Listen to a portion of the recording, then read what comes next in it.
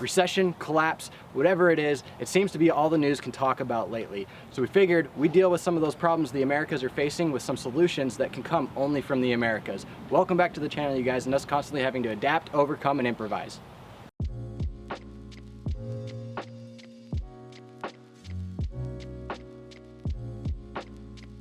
I say the Americas because these plants right here you might recognize as prickly pear cactus can be found all over the Americas, not just here in Florida, not just back in San Diego where I'm from, and not just with our friends who grow them up out in Utah. You can find them as far north as Canada, down south into Mexico and the Caribbean and other places as well. They're found all over the Americas. People are even growing them out in Italy, Australia, and other places. They are the prickly pear cactus, and a lot of people tend to forget about them because they just see them as a cactus, but there's a lot of fun stuff about them. As wide-ranging as these plants are in their distribution all across the continent, you can also have just as many uses for them. Not only can they produce fruit, which you're seeing right here growing. I'm gonna try and not get my finger stuck with some of the spines on them. That's one of the downsides. You do have to be a little careful like everything else in America. It seems like they can bite you back a little bit if you're not careful. But these have spines on them. These are turning into fruits right here. These are flowers that I've already had flower out bloom. They're absolutely gorgeous. Smelled really good too, honestly. And then you've got the pads as well. Now these ones, the pads are what I'm more familiar eating. I haven't really had the fruit that much, or at all really, but the pads I'm used to eating from, like I said, I'm from San Diego, so if you know that area well, you know what I'm talking about when I say Tacos El Gordo down in Chula Vista. Man, if you want the best tacos you ever had, go ahead down there, get whatever kind of taco they got. Seriously, they're all amazing. They're the side of nopales, and that's a good way to start your day or finish it. Either way, you can't go wrong.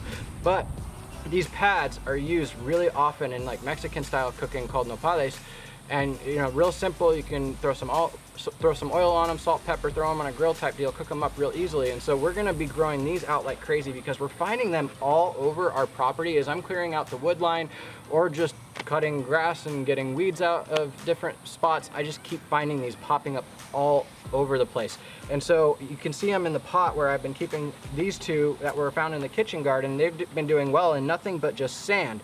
That's again one of the amazing things about these plants is they do well with very little input, very little food, very little water. I'm gonna go ahead and take a little bit better care of them and give them more water and nutrition so that they grow faster to feed us.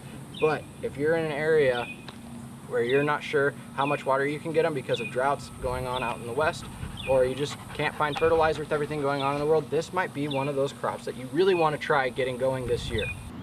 When I say we've got these all over the property, I'm not kidding. I shouldn't have even bothered trying to save these ones because I'm going to show you. We literally have these everywhere. We've literally got them here, here, here, here, here, here, here, and there. And here. Now, that's not all of the prickly pear that I have on the property, but I do want to end specifically on these ones because these ones were an interesting one that grew. These were trash I try to just chuck and get rid of. This is kind of my trash hill where I just throw things that I don't really want to compost down and whatnot.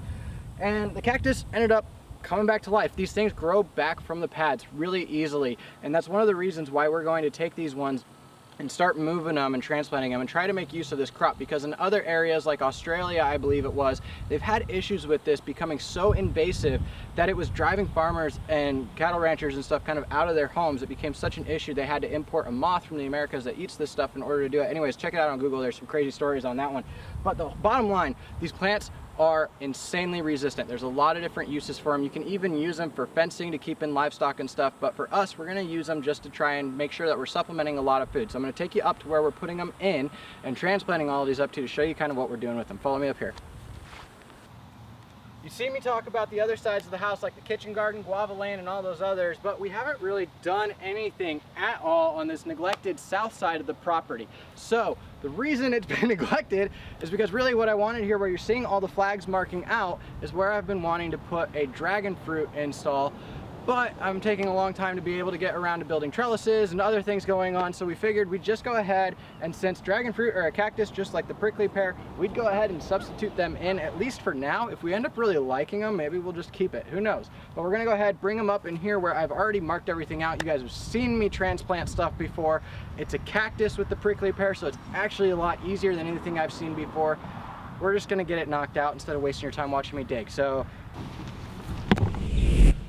Luckily, none of this actually took really long. I know this isn't probably as cool of a plant for us to talk about as, say, like the blue Java banana that's behind you on camera that's been in some of the shots for this.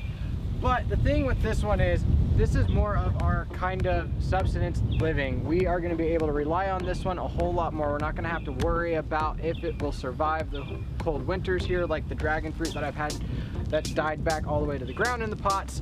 This is one of our plants that we're going to be able to rely on a lot more for us and our family to be able to actually live on as the cost of food goes up, the cost of water goes up, everything just seems to be going up and up and up, and that's part of the problems with recession, inflation, or whatever it is that you want to call it that's going on. It seems like there's a lot of different thoughts, whether, you know, we're entering a bear market, how bad is it? Is it inflation? Is it going to be lasting for a while? Is this going to be something that's going away already?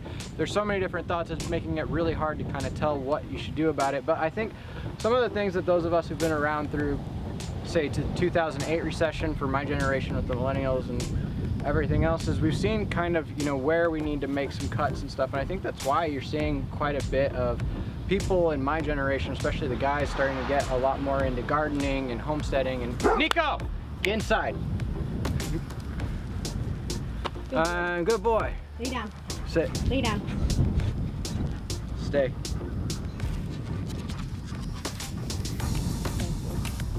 Now he's listening. Good.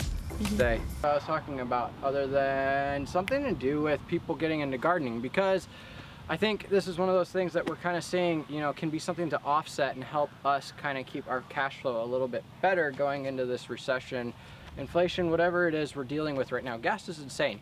Even though we've seen gas kind of coming down in our area, I don't know about the rest of you, but it's still like we just don't really know kind of what to prepare for after, you know, 2008 crisis. We've seen everything going on with COVID, and it's just good to have some things that are a little bit more stable and reliable with something like this, where it doesn't require much water at all. Really, I can let this go just with the regular water cycles that we get here in Florida from the rain. You could probably do the same out in California and stuff because it's native there too.